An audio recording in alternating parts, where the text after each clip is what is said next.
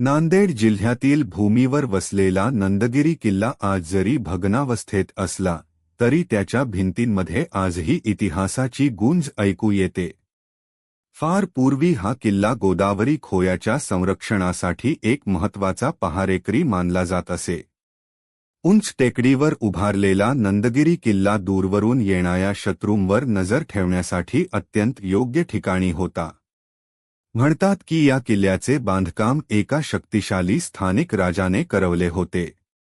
नांदेड परिसराला बाह्य आक्रमणांपासून सुरक्षित ठेवण्याचा त्याचा ठाम निर्धार होता. किल्ल्याच्या आत सैनिकांच्या निवासाची व्यवस्था, धान्याचे कोठार आणि पाण्याचे टाकी बांधण्यात आले होते. त्यामुळे दीर्घकाळ चालणाऱ्या वेढ्याच्या काळातही किल्ला भक्कमपणे उभा राहू शकत होता. काळाच्या ओघात या किल्ल्यावर अनेक राजवटींचा अंमल राहिला. कधी यादव वंशाची पताका येथे फडकत होती, तर कधी बहामनी आणि आदिलशाही सत्ताधाऱ्यांनी हा किल्ला आपल्या ताब्यात घेतला. प्रत्येक सत्तांतरासोबत किल्ल्याच्या भिंतींनी युद्ध, विजय आणि पराभवाची दृश्ये पाहिली.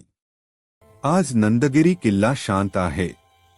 भग्न तटबंदी, दगडांवर उगवलेली झाडे आणि वाहणारी वारा जणू भूतकाळातील कथा सांगत आहे.